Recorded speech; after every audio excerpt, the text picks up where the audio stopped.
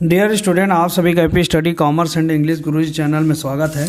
आज हम जो है चैप्टर जो शुरू करने वाले हैं वो चैप्टर नंबर है 12 नंबर का जो चैप्टर है विनिमय पत्र व प्रतिज्ञा पत्र। इससे संबंधित जो प्रश्न है उसको हल करेंगे। तो सबसे पहले आपको जो है थ्योरी से समझना है कि विनिमय पत्र क्या होता है और किस प्रकार से इसका लेखा हम करेंगे। तो सबसे पहले आप देखिए विनिमय पत्र क्या है। यहाँ पर लिखा हुआ है विनिमय पत्र एक शर्त रहित लिखित आदेश पत्र है जिसके द्वारा एक व्यक्ति दूसरे व्यक्ति को उसे या उसके द्वारा निर्देशित किसी व्यक्ति को एक निश्चित अवधि के पश्चात एक निश्चित राशि भुगतान करने का आदेश देता है। एक व्यक्ति दूसरे व्यक्ति को निर्देश देता है, क्या चीज़ का? भुगतान करने का निर्देश देता है। ठीक है। विनिमय पत्र का जो है एक विपत्र, ये विनिमय पत्र एक शर्त रहित लिखित आदेश पत्र है जिसके द्वारा एक व्यक्ति दूसरे व्यक्ति को उससे या उसके द्वारा निर्देशित किसी व्यक्ति को एक निश्चित अवधि के पश्चात एक निश्चित राशि भुगतान करने का आदेश देता है। विनिमय पत्र में 3 पक्षकार होते हैं। कौन से पक्षकार? पहला होता है लेखक। लेखक क्या करता है? तो यह वह व्यक्ति होता है जो बिल लिखता है, बिल को लिखता। बिल मतलब होता है विनिमय विपत्र। ठीक है। यहाँ पे इंग्लिश में इसका शब्दावली का आप देख लीजिए, बिल ऑफ एक्सचेंज। एक्सचेंज मतलब विनिमय होता है, बिल मतलब विपत्र, बिल मतलब विपत्र।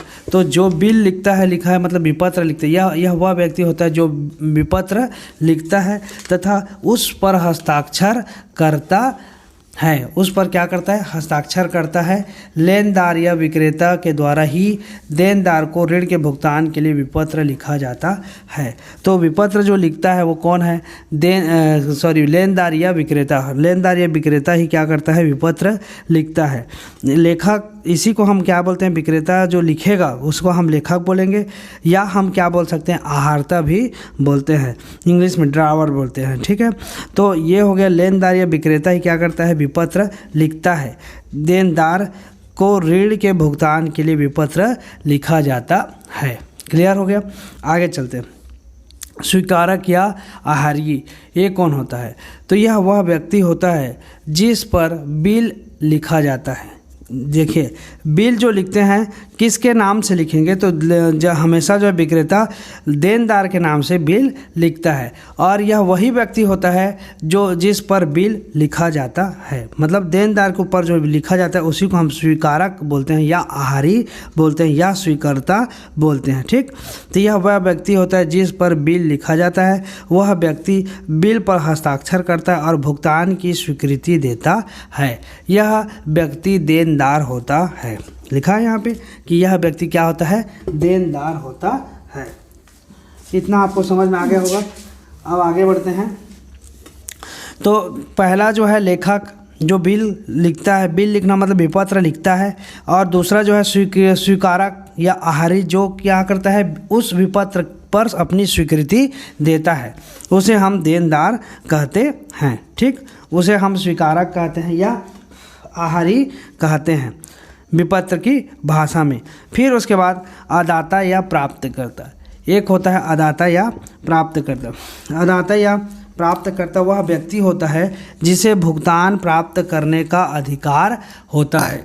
सामान्यतः बिल का लेखक ही प्राप्तकर्ता होता है।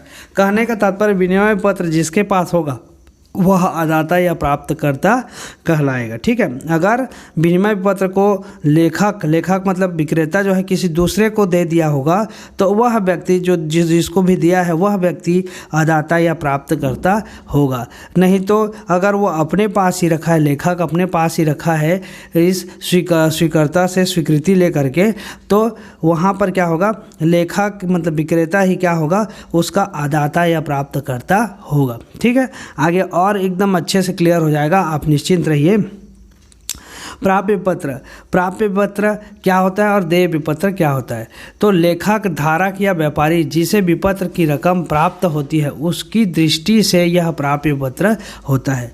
लेखक, धारक या व्यापारी जो भी है जिसको विपत्र की रकम मतलब विपत्र की जो राशि है वह प्राप्त होती है उसकी दृष्टि से मतलब उसके दृष्टि से क्या होता है, वह प्राप्य विपत्र होता है, क्योंकि उसको प्राप्त हो रहा है, राशि प्राप्त हो रहा है, इसलिए वो लिखता है क्या, प्राप्य विपत्र लिखता है। और जो भुगतान करता है उसकी दृष्टि से वह देय विपत्र होता है, क्योंकि उसको देना पड़ता है, राशि भुगतान करना पड़ता है, देना पड़ता है, इसलिए वो उसके दृष्टि से देय विपत्र होगा। तो यहाँ पर देखिए देय विपत्र, जो व्यक्ति विपत्र पर अंकित रकम चुकाने की स्वीकृति देता है उसकी दृष्टि से यह क्या होता है, देय विपत्र होता है। क्लियर हो गया, क्योंकि इसको तो भुगतान करना है इसलिए उसके लिए देय विपत्र हो गया, और जिसको जो प्राप्त करेगा उसके लिए क्या हो जाएगा, प्राप्य विपत्र हो जाएगा। ये दोनों चीज़ आपको समझ में आ गया होगा। इन्हीं चीज़ों का हमको अच्छे से समझना है बारी बारी से कि किस प्रकार से हमको जो है प्रश्नों को हल करना है। अब देखिए एक लिखा है क्या, प्रतिज्ञा पत्र, ये वह लिखित विलेख जिस पर लेखक के हस्ताक्षर होते हैं और लिखने वाला यह शर्त रहित प्रतिज्ञा करता है कि निश्चित राशि निश्चित व्यक्ति या आदेशित व्यक्ति या वाहक को चुका दी जाएगी। ठीक है, ये भी इसी प्रकार का है। फिर उसके बाद देखिए परस्पर सहायतार्थ विपत्र या अनुग्रह विपत्र, तो ऐसे विपत्र जो बिना किसी प्रतिफल के परस्पर आर्थिक सहायता हेतु लिखे जाते हैं क्या कहलाते हैं, अनुग्रह विपत्र या परस्पर सहायतार्थ विपत्र कहलाते हैं। मतलब मान लीजिए कोई व्यापारी है, उसको पैसे की आवश्यकता है, तो दूसरा व्यापारी या दूसरा जो क्रेता है वो क्या करता है, उसके सहायता के लिए एक विपत्र लिख देता है, उसको हम क्या बोलते हैं, और उसके बदले में कोई भी प्रकार का माल खरीदता नहीं है, समझिए, है ना, कोई भी प्रकार का माल वो उससे लेता नहीं है, जिसके मतलब लिए विपत्र मतलब स्वीकृत करता है। तो वहाँ पर क्या हो जाएगा, वहाँ पर हो जाएगा यह अनुग्रह विपत्र या परस्पर सहायता अर्थ विपत्र। ये क्यों लिखा जाता है, क्योंकि ऐसा जैसे मान लीजिए जिस व्यापारी को पैसे की आवश्यकता है तो वो क्या करेगा, अपने और किसी अन्य जो क्रेता है उससे क्या करवा लेगा, एक विपत्र लिख करके उनसे स्वीकृति, उनसे पहले मतलब क्या बोलना चाहिए, मनाएगा कि आप जो है मुझे पैसे की आवश्यकता है, आप मुझे इतने राशि है तो इतने राशि का आपके पास अगर होगा तो मुझे दे दीजिए, या विपत्र पर स्वीकृति दे दीजिए ताकि मेरा भी काम चल जाए और निश्चित तिथि जब आएगी उस समय मैं आपको भुगतान कर दूंगा। इस प्रकार का वह अनुग्रह करता है, रिक्वेस्ट करता है। ठीक है, तो ऐसे में जब जो क्रेता है वो तैयार हो जाता है तो क्या करता है, बिना किसी सामान खरीदे वह अब उस व्यापारी को सहायता करने के उद्देश्य से एक विपत्र में अपनी मतलब विपत्र जो लिखता है उस पर अपनी स्वीकृति दे देता है।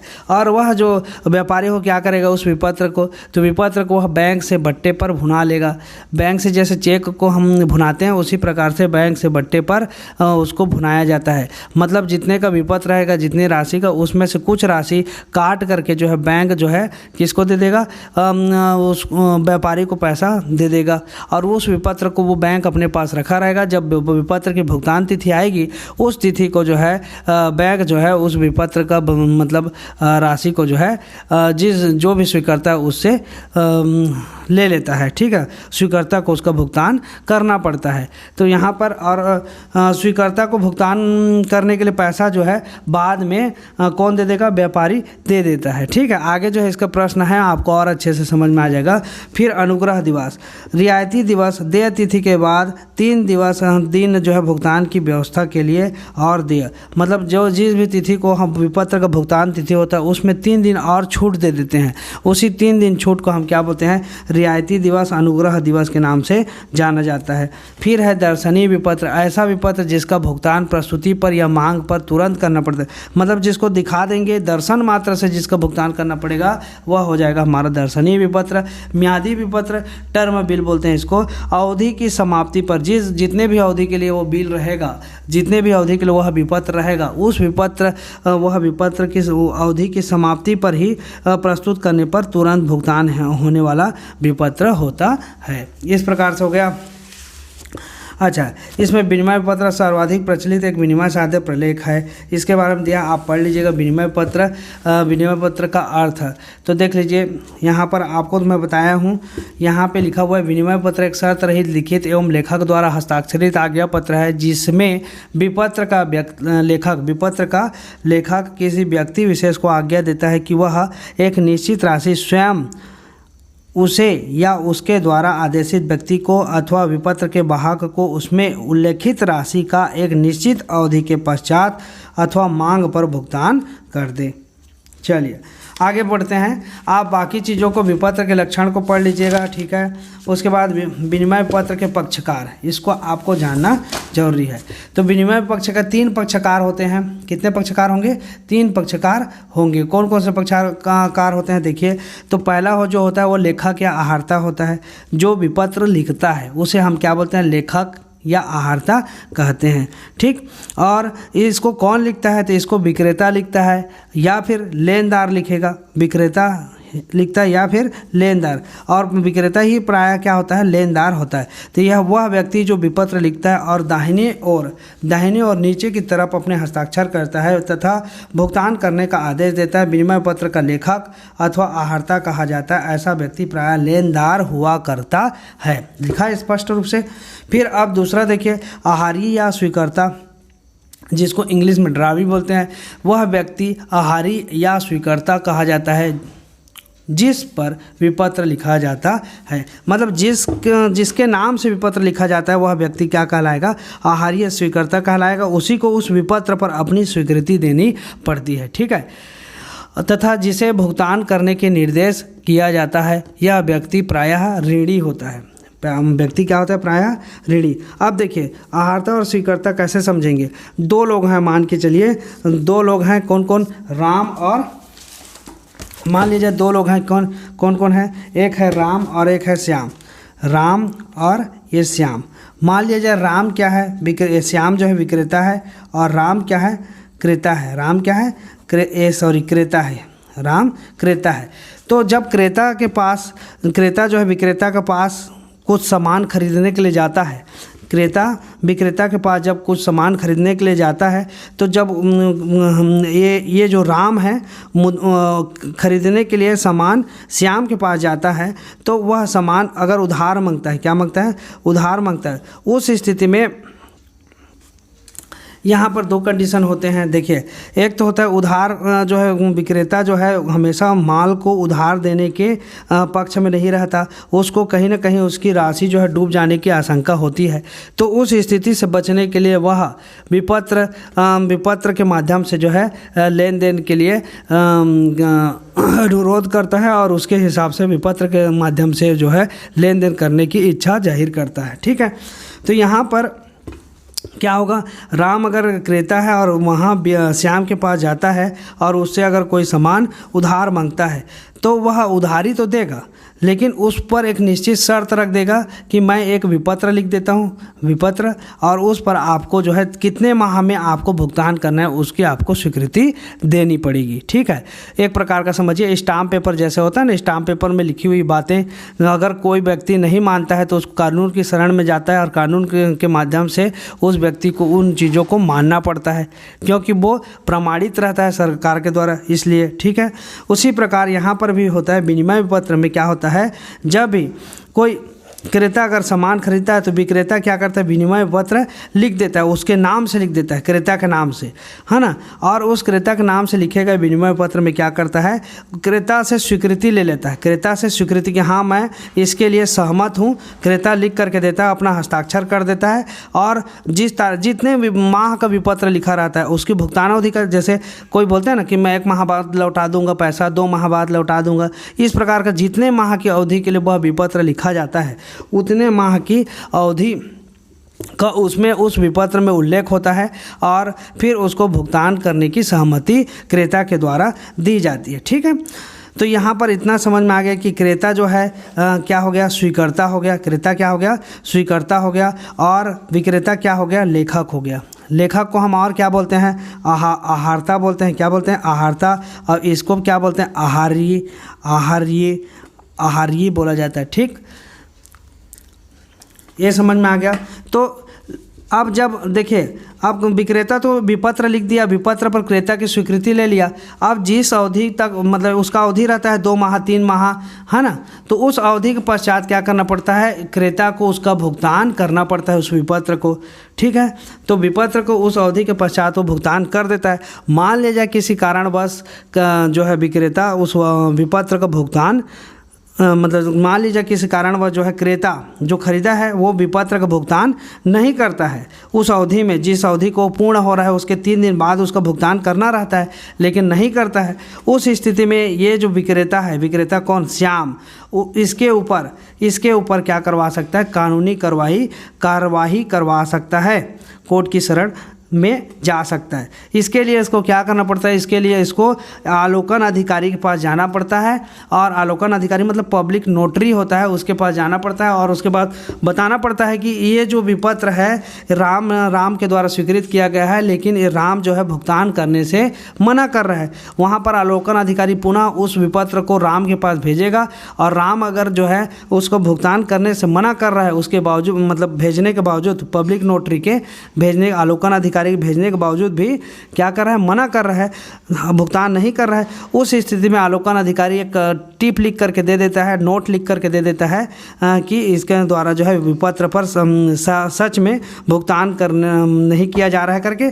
उसके पश्चात जो है इसके ऊपर श्याम क्या कर सकता है, कानूनी कार्यवाही कर सकता है, और पूरी जितने भी राशि उसके है, जितना भी राशि का विपत्र है उस पर ब्याज सहित और आलोकन व्यय सहित उसकी रकम को राम से प्राप्त कर सकता है।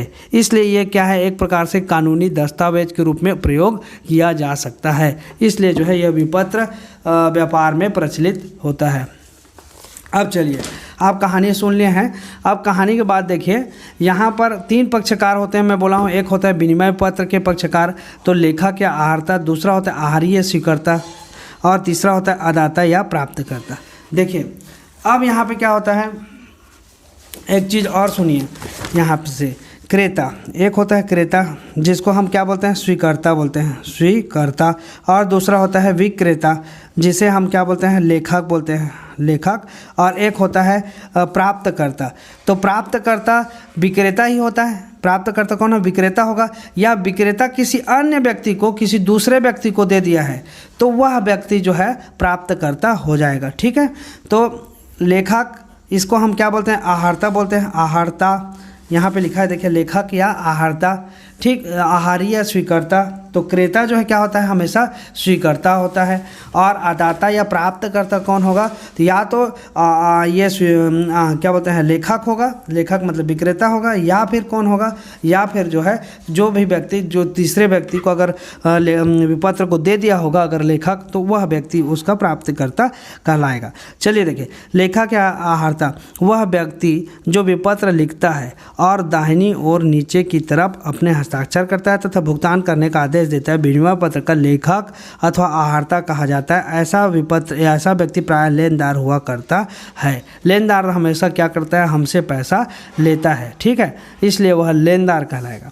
दूसरा, आहारी अथवा स्वीकर्ता, तो वह व्यक्ति आहारी अथवा स्वीकर्ता कहा जाता है जिस पर विपत्र लिखा जाता है। जिस पर विपत्र लिखा जाता है उसे हम क्या कहते हैं, आहारी या स्वीकर्ता कहते हैं। ठीक है, आहारी या स्वीकर्ता किसे कहेंगे, जिस पर विपत्र लिखा जाता है और जिसको विपत्र पर स्वीकृति देना पड़ता है वह व्यक्ति क्या कहलाता है, स्वीकर्ता कहलाता है। तथा जिसे भुगतान करने के निर्देशित किया जाता है वह व्यक्ति प्रायः ऋणी होता है। ऋणी मतलब उधार लेने वाला व्यक्ति क्या होता है, ऋणी होता है, कर्जदार बोलते हैं उसको। ठीक, उसके बाद तीसरा जो है अदाता या प्राप्तकर्ता, पेयी, वह व्यक्ति जो विपत्र की रकम प्राप्त करता है अदाता या प्राप्तकर्ता कहा जाता है। यह व्यक्ति स्वयं लेखक या उसके द्वारा निर्देशित कोई दूसरा व्यक्ति होता है। लेखक मतलब समझ गए, विक्रेता हो सकता है, लेनदार हो सकता है, या फिर उसके द्वारा अन्य किसी व्यक्ति को, किसी को दूसरे को दे दिया है उस विपत्र की राशि को प्राप्त करने के लिए, तो वह व्यक्ति उसका क्या हो जाएगा, प्राप्तकर्ता या अदाता कहलाएगा। इस व्यक्ति को विपत्र का धारक भी कहते हैं। जो विपत्र को पकड़ा रहेगा, है ना, जिसके पास विपत्र रहेगा वही उस विपत्र का क्या होगा, प्राप्तकर्ता होगा, अदाता होगा। क्लियर हो गया। तो ये 3 पक्षकार होते हैं। अब विनिमय पत्र का एक नमूना देख लीजिए। विनिमय पत्र का नमूना, ऊपर में राशि लिखा हुआ है, यहाँ पर स्थान दिया है, दिनांक दिया है।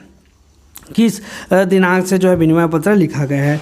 फिर यहाँ पर एक रेवेन्यू टिकट लगाया जाता है, एक टिकट होता है उसको यहाँ पे चिपकाया जाता है। अब देखिए, आज से 3 माह पश्चात मुझे या मेरे आदेशानुसार किसी अन्य व्यक्ति को केवल 5,000 रुपये का भुगतान कीजिए जिसका प्रतिफल प्राप्त हो चुका है।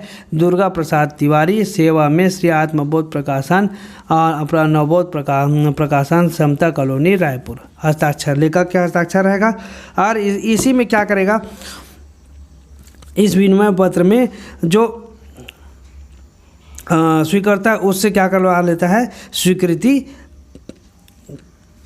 प्राप्त कर लेता है। ठीक है, स्वीकृति प्राप्त कर लेता है। अब देखिए विनिमय पत्र के प्रकार। विनिमय पत्र के कौन कौन से प्रकार हैं, तो यहाँ पर देखिए विनिमय पत्र के प्रकार यहाँ पे दिया हुआ है। स्थान के आधार पर, उद्देश्य के आधार पर, अवधि के आधार पर, देश, और उसके बाद है अवधि के आधार पर हो गया, उसके बाद भुगतान के आधार पर और लेखा कर्म के आधार पर। इतने प्रकार के हैं।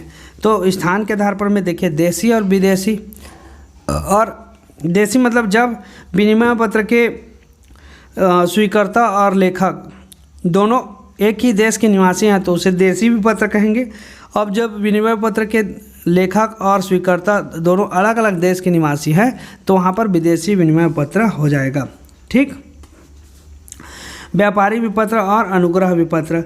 और उसके बाद है अवधि के आधार पर तो दर्शनी विपत्र और मियादी विपत्र। तो व्यापारी विपत्र क्या होता है, व्यापारी विपत्र हम मान लीजिए हम कोई सामान क्रय विक्रय कर रहे हैं, है ना, तो क्रय विक्रय संबंधी व्यापारिक व्यवहारों में भुगतान हेतु प्रयोग किए जाने वाला जो विपत्र है उसको हम क्या बोलते हैं, व्यापारी विपत्र कहते हैं। अनुग्रह विपत्र क्या होता है, तो जब विपत्रों का प्रयोग आर्थिक सहायता के उद्देश्य से किया जाता है, आर्थिक सहायता के उद्देश्य बिना किसी प्रतिफल के, मतलब कोई सामान नहीं खरीद के केवल आर्थिक सहायता के उद्देश्य से करते हैं, वहाँ पर क्या होता है, ऐसे विनिमय विपत्रों को अनुग्रह विपत्र कहा जाता है। ठीक, उसके बाद दर्शनी विपत्र, तो केवल दर्शन मात्र से, ऐसे विपत्र जिसका भुगतान जो है केवल दर्शन मात्र से या प्रस्तुति मात्र से होता है उसे हम क्या कहते हैं, दर्शनी विपत्र, मतलब मांग करने पर तुरंत भुगतान करना पड़ता है। दूसरा है मियादी विपत्र, मतलब उसकी अवधि पूरी हो जाएगी उसके पश्चात उसका भुगतान करना पड़ेगा तो उसे बोलेंगे हम मियादी विपत्र। भुगतान के आधार पर तो वाहक विपत्र होता है और एक आदेशित विपत्र। वाहक विपत्र मतलब जो व्यक्ति उस विपत्र को पकड़ा है उसी को भुगतान होगा। तो वाहक विपत्रों से तात्पर्य ऐसे विपत्रों से है जिसका भुगतान एक निश्चित अवधि में विपत्र के धारक को किया जाता है। दूसरा आदेशित विपत्र, तो आदेशित विनिमय पत्रों से आशय ऐसे विपत्रों से है जिसमें भुगतान प्राप्त करने वाले व्यक्ति का नाम उल्लेखित होता है। जिस व्यक्ति का नाम उल्लेखित होगा उसी व्यक्ति को भुगतान किया जाएगा तथा विपत्र का भुगतान उसी व्यक्ति को या उसी व्यक्ति द्वारा आदेशित किसी अन्य व्यक्ति को किया जाता है। ये हो गया। अब लेखाकर्म के आधार पर भी देख लीजिए। लेखाकर्म के आधार पर होता है एक प्राप्य पत्र और दूसरा होता है देय विपत्र। तो प्राप्य पत्र ऐसे विपत्र जिनकी राशि व्यापारी को भविष्य में प्राप्त होने वाली है, प्राप्य पत्र कहे जाएंगे।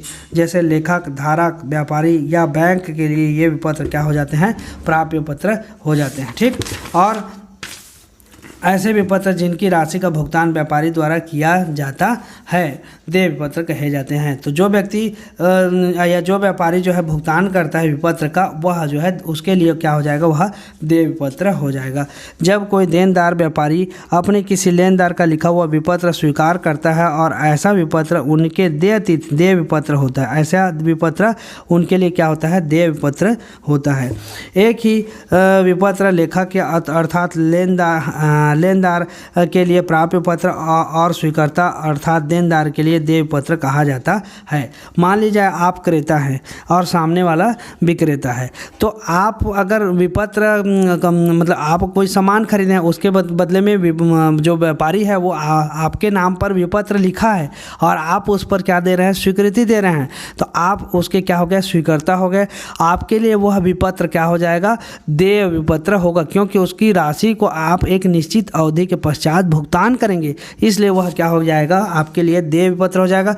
जबकि सामने वाले के लिए, सामने वाला कौन, विक्रेता, उसके लिए वह क्या होगा, प्राप्य पत्र होगा, क्योंकि उसकी राशि को वह प्राप्त करेगा आपसे एक निश्चित अवधि के पश्चात, तो उसके लिए वह प्राप्य पत्र और हमारे लिए वह क्या हो जाएगा, देय विपत्र हो जाएगा। ठीक है, तो आज जो है हमने इसके थ्योरी सेक्शन को समझा। नेक्स्ट में हम जो है इसके किस प्रकार से पंजी प्रविष्टि करेंगे, उसके पंजी प्रविष्टि के हर एक पॉइंट टू पॉइंट आगे बढ़ेंगे, और ये जो बाकी जो है उसको आप पढ़ लीजिएगा। जितना हम समझाने लायक है उसको मैंने आपको समझा दिया है।